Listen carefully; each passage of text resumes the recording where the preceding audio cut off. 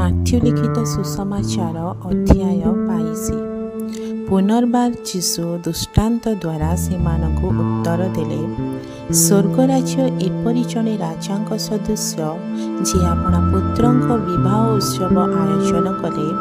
ଆଉ ସେହି ଉତ୍ସବକୁ ନିମନ୍ତ୍ରିତ ଲୋକମାନଙ୍କୁ ଆହ୍ୱାନ କରିବା ନିମନ୍ତେ ସେ ଆପଣା ଦାସମାନଙ୍କୁ ପ୍ରେରଣ କଲେ, କିନ୍ତୁ ସେମାନେ ଆସିବାକୁ ଇଚ୍ଛା କଲେ ନାହିଁ।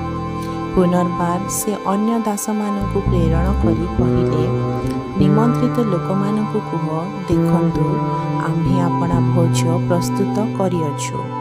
ଆମର ବୃଷ ଓ ହୃଷ୍ଟପୃଷ୍ଟ ପଶୁଗୁଡ଼ିକ ମରାଯାଇଅଛନ୍ତି। ସମସ୍ତ ହିଁ ପ୍ରସ୍ତୁତ। ଆପଣମାନେ ବିବାହ ଉତ୍ସବକୁ ଆସନ୍ତୁ। କିନ୍ତୁ ସେମାନେ ତାହା ଲଘୁଜ୍ଞାନ କରି କେହି ଆପଣା କ୍ଷେତକୁ ଆଉ କେହି ଆପଣା ବାଣିଜ୍ୟ ବ୍ୟବସାୟକୁ ଚାଲିଗଲେ। ଆଉ ଅବଶିଷ୍ଟ ଲୋକେ ତାଙ୍କ ଦାସମାନଙ୍କୁ ଧରି ଅତ୍ୟାଚାର କଲେ ଓ ବଧ କଲେ। କିନ୍ତୁ ରାଜା କ୍ରୋଧାନ୍ୱିତ ହୋଇ ଆପଣା ସୈନ୍ୟମାନଙ୍କୁ ପ୍ରେରଣ କରି ସେହି ହତ୍ୟାକାରୀମାନଙ୍କୁ ବିନାଶ କଲେ ଏବଂ ସେମାନଙ୍କ ନଗର ଭସ୍ମସାତ କଲେ। ସେଥିରେ ସେ ଆପଣା ଦାସମାନଙ୍କୁ କହିଲେ, ବିବାହ ଭୋଜ ତ ପ୍ରସ୍ତୁତ, ମାତ୍ର ନିମନ୍ତ୍ରିତ ଲୋକମାନେ ଅଯୋଗ୍ୟ। ଏଣୁ ତୁମ୍ଭେମାନେ ରାଜଦଣ୍ଡ ଗୁଡ଼ିକର ଛକେ ଛକେ ଯାଇ ଯେଉଁ ଲୋକମାନଙ୍କର ଦେଖା ପାଅ, ସେମାନଙ୍କୁ ବିବାହ ଉତ୍ସବକୁ ନିମନ୍ତ୍ରିତ କର। ସେଥିରେ ସେମାନେ ଦାସମାନେ ରାଜଦଣ୍ଡ ଗୁଡ଼ିକୁ ବାହାରି ଯାଇ ଦୁଷ୍ଟ ଓ ସନ୍ତ ଯେତେ ଲୋକଙ୍କ ଦେଖା ପାଇଲେ, ସେ ସମସ୍ତଙ୍କୁ ସଂଗ୍ରହ କରି ଆଣିଲେ। ଆଉ ଅଭ୍ୟାଗତ ଲୋକଙ୍କ ଦ୍ୱାରା ବିବାହ ଗୃହ ପରିପୂର୍ଣ୍ଣ ହେଲା। କିନ୍ତୁ ରାଜା ଅଭ୍ୟାଗତମାନଙ୍କୁ ଦେଖିବା ପାଇଁ ଭିତରକୁ ଆସି ସେଠାରେ ବିବାହ ବସ୍ତ୍ର ପରିଧାନ କରି ନଥିବା ଜଣେ ଲୋକଙ୍କୁ ଦେଖି ତାହାଙ୍କୁ କହିଲେ, ହେ ବନ୍ଧୁ, ତୁମେ ବିବାହ ବସ୍ତ୍ର ପରିଧାନ ନ କରି କିପରି ଏ ସ୍ଥାନକୁ ଆସିଲ? ମାତ୍ର ସେ ନିରୁତ୍ତର ହୋଇ ରହିଲା। ସେଥିରେ ରାଜା ପରିଚାରକମାନଙ୍କୁ କହିଲେ, ଏହାର ହାତ ଗୋଡ଼ ବାନ୍ଧି ଏହାକୁ ବାହାର ଅନ୍ଧାରରେ ପକାଇ ଦିଅ। ସେଠାରେ ରୋଦନ ଓ ଦନ୍ତର କିଡ଼ିମିଡ଼ି ହେବ, କାରଣ ଅନେକେ ଆହତ କିନ୍ତୁ ଅଳ୍ପ ମନୋନୀତ। ସେତେବେଳେ ଫାରୁସୀମାନେ ଯାଇ ତାହାଙ୍କୁ ବାକ୍ୟ ଦ୍ୱାରା ଫାନ୍ଦରେ ପକାଇବା ନିମନ୍ତେ ମନ୍ତ୍ରଣା କଲେ। ଆଉ ସେମାନେ ହେରୋଦିୟମାନଙ୍କ ସହିତ ଆପଣା ଶିଷ୍ୟମାନଙ୍କୁ ତାହାଙ୍କ ନିକଟକୁ କହି ପଠାଇଲେ, ହେ ଗୁରୁ, ଆମ୍ଭେମାନେ ଜାଣୁ ଆପଣ ସତ୍ୟ ଏବଂ ସତ୍ୟ ରୂପେ ଈଶ୍ୱରଙ୍କ ମାର୍ଗ ଶିକ୍ଷା ଦିଅନ୍ତି। ପୁଣି କାହାରିକି ଭୟ କରନ୍ତି ନାହିଁ, କାରଣ ଆପଣ ମନୁଷ୍ୟର ମୁଖାପେକ୍ଷା କରନ୍ତି ନାହିଁ। ଅତଏବ ଆମ୍ଭମାନଙ୍କୁ କୁହନ୍ତୁ, ଆପଣଙ୍କର ମତ କ'ଣ?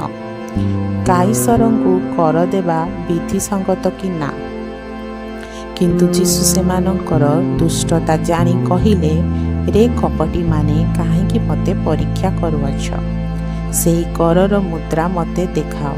ତହିଁରେ ସେମାନେ ତାହାଙ୍କ ପାଖକୁ ଗୋଟିଏ ଅଧୂଲି ଆଣିଲେ। ସେ ସେମାନଙ୍କୁ ପଚାରିଲେ, ଏହି ମୂର୍ତ୍ତି ଓ ନାମ କାହାର? ସେମାନେ କହିଲେ, କାଇସରଙ୍କର। ସେଥିରେ ସେ ସେମାନଙ୍କୁ କହିଲେ, ତେବେ କାଇସରଙ୍କର ଯାହା, ତାହା କାଇସରଙ୍କୁ ଦିଅ, ପୁଣି ଈଶ୍ୱରଙ୍କର ଯାହା, ତାହା ଈଶ୍ୱରଙ୍କୁ ଦିଅ। ସେମାନେ ଏହା ଶୁଣି ଚମତ୍କୃତ ହୋଇ ତାହାଙ୍କୁ ଛାଡ଼ି ଚାଲିଗଲେ। ପୁନରୁତ୍ଥାନ ନାସ୍ତି କରୁଥିବା ସାଦୁକୀମାନେ ସେହିଦିନ ତାହାଙ୍କ ନିକଟକୁ ଆସି ପଚାରିଲେ, ହେ ଗୁରୁ, ମୋଶା କହିଅଛନ୍ତି ଯେ ଯଦି କେହି ନିଃସନ୍ତାନ ହୋଇ ମରେ, ତେବେ ତାହାର ଭାଇ ତାହାର ଭାର୍ଯ୍ୟାକୁ ବିବାହ କରି ଆପଣା ଭାଇ ନିମନ୍ତେ ବଂଶ ଉତ୍ପନ୍ନ କରିବ। ଦେଖନ୍ତୁ, ଆମ୍ଭମାନଙ୍କ ମଧ୍ୟରେ 7 ଭାଇ ଥିଲେ। ପ୍ରଥମଟି ବିବାହ କରି ମରିଗଲା, ପୁଣି ନିଃସନ୍ତାନ ଥିବାରୁ ଆପଣା ଭାଇ ପାଇଁ ନିଜ ଭାର୍ଯ୍ୟାକୁ ଛାଡ଼ିଗଲା।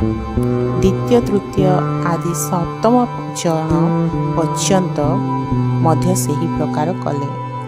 ସମସ୍ତଙ୍କ ଶେଷରେ ସ୍ତ୍ରୀଟି ମରିଗଲା। ତେବେ ପୁନରୁତ୍ଥାନରେ ସେହି 7 ଜଣଙ୍କ ମଧ୍ୟରୁ ସେ କାହାର ସ୍ତ୍ରୀ ହେବ? ସମସ୍ତେ ତ ତାହାକୁ ବିବାହ କରିଥିଲେ। ଯୀଶୁ ସେମାନଙ୍କୁ ଉତ୍ତର ଦେଲେ, ତୁମ୍ଭେମାନେ ଧର୍ମଶାସ୍ତ୍ର ପୁଣି ଈଶ୍ୱରଙ୍କ ଶକ୍ତି ମଧ୍ୟ ନ ଜାଣି ଭ୍ରାନ୍ତ ହେଉଅଛ। କାରଣ ପୁନରୁତ୍ଥାନରେ ଲୋକେ ବିବାହ କରନ୍ତି ନାହିଁ କିମ୍ବା ବିବାହିତ ହୁଅନ୍ତି ନାହିଁ, କିନ୍ତୁ ସ୍ୱର୍ଗସ୍ଥ ଦୂତମାନଙ୍କ ପରି ରୁହନ୍ତି।